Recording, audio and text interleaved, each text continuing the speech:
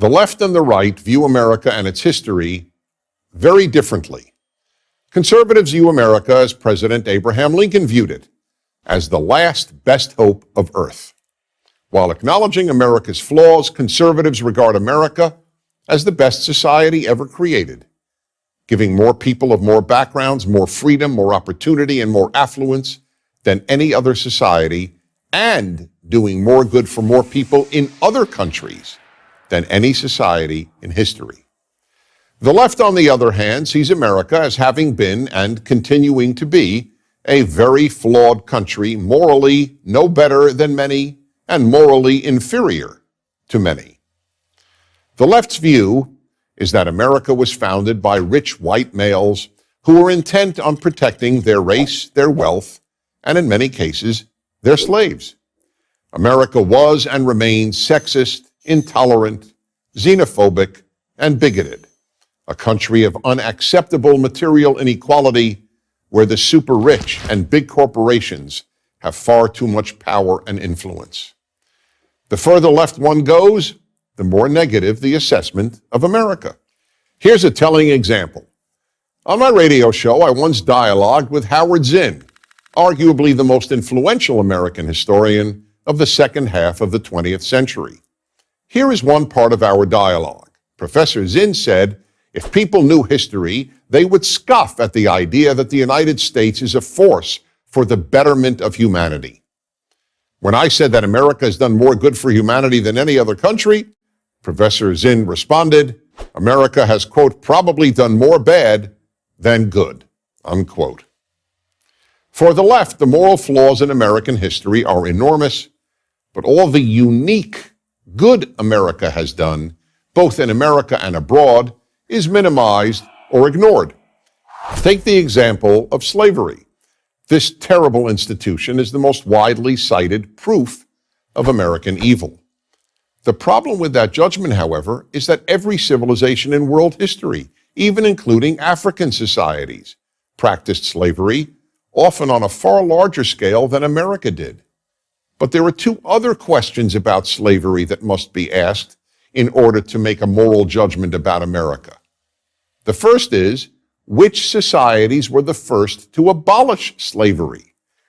Since all societies had slavery, that is a far more important question to ask than who had slaves. It turns out that all the societies that first abolished slavery were rooted in the Jewish and Christian Bibles, and among them was the United States. The second question that needs to be answered is this: was America morally better than other societies in just about every other regard? And the answer is overwhelmingly yes. America gradually became the least racist, least xenophobic country in the world. In no country do people of every race and ethnicity become accepted as full members of the society as do immigrants to America. And no country in history has fought for the liberty of others as much as America has. That is why, for example, 37,000 Americans died in Korea, a country that offered America no economic gain.